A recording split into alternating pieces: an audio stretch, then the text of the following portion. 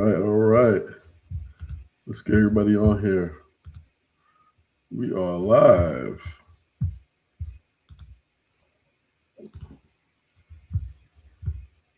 We want to talk about this situation right here.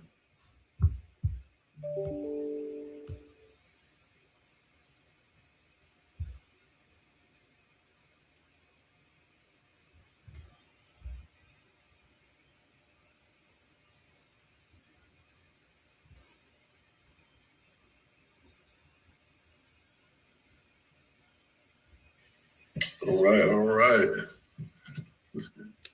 All right, so shit. We're gonna talk about this $143 million fraud. You know what I mean? A lot of people been sending me this. I really want to talk about it and shed a light of because a lot of people get into contracts and get scared sometimes and say, hey, well, it's all rigged. I can't get a contract. And these one of those videos that be like, okay, you think you're gonna get a contract because inside deals that's going on. And that could, no matter what, there's truth behind stuff and there's not truth behind things. You got to see the truth of the matter.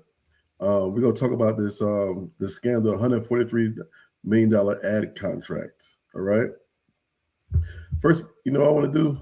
I want to search U.S. Homeland Security. I want to figure out how much they get paid, right? So we always want to know. All right. What about what's this? The secretary?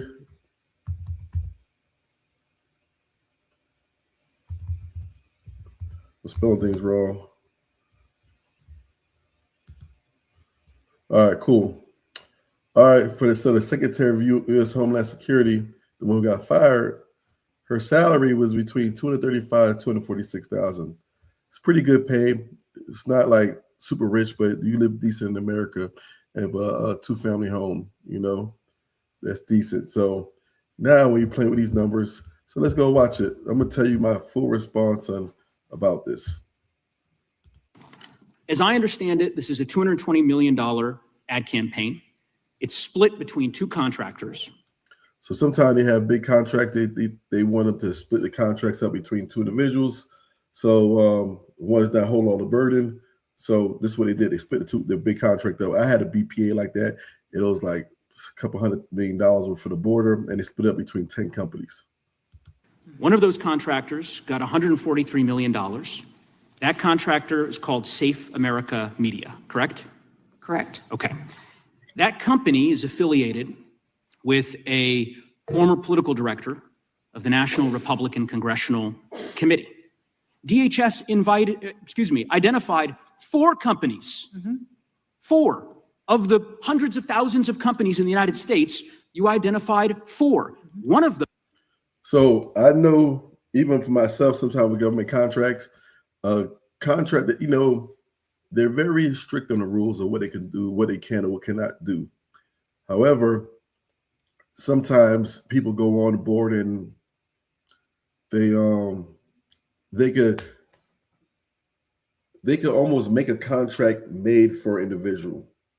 So like there's certain rules about it because there's always people watching. So sometimes they could like screw a contract towards a person. Like you say, hey, I need landscaping and the person business must be 5 feet away from this location. You're pretty much saying, I want these guys to win it. So those are some kind of tricks what contract officers would do just to get their buddy a win in the contract.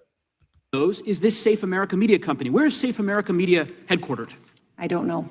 I don't know either, Madam Secretary. We can't find it. Mm-hmm. We can't find a website. We did find an address that's registered for this company. Do you know where that address is? Is there a problem with this contract? I'll tell you about it. According to Madam law, Secretary, the address is registered to a political operative. Madam Secretary, the company, and then I'll give you an opportunity to respond. The company is registered to a political operative in Virginia. Do you know, just by way of example, whether this company that received $143 million in taxpayer dollars, has it ever done work for the government before? I don't know. I can't. The answer is it has not. And do you know why we know that? Because so when you get into the $1 million threshold, $143 million, the government, the past performance, they want to know what have you done lately. The government want to see if you worked with them before in the past. but you don't really have to work for the government. You can work a big contract on the commercial, but not for the government. But there are some kind of holes in here.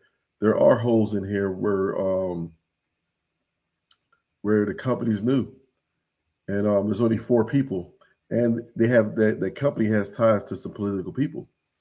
It was incorporated 8 days. And it's a new company, so maybe they wrote the contract some type of way where the new LLC used references for other things, because at $143 million, you have to have some kind of reference to actually win a contract like that. 8 days before this contract went out. You want the American people to believe that this is all above board? Yes, that $143 million of taxpayer money just happened to go to this one company that doesn't have a headquarters, doesn't have a website, has never done work for the federal government before, and is registered apparently or attached to a residence from a political operative. And of course, one of the subcontractors of that contract, as you know, is a political firm that's tied to you back when you were governor of South Dakota. The reason why I ask these questions is there's so many holes in here. If you work for the government, you can't give for government contracts. So they did some deep digging, and they seen a subcontractor, because they got to stay clear away from that. So you got a person that makes $243,000 a year, is overseeing a contract, $143 million. When we had numbers like that, can people integrities switch to the left, switch to the right? Sometimes they can. They award the contract and they use a subcontractor, which they could do that, but the subcontractor is tied to a company that she had. This wasn't found before. After she had to, she did some other things that they pulled this dirt up. But one of the biggest things is I lost a contract to FEMA once. It was FEMA feeding. Was it COVID? It was COVID, right? And there's a FEMA contract, and they gave it to a company in Atlanta where it was a media company. A media company won the contract.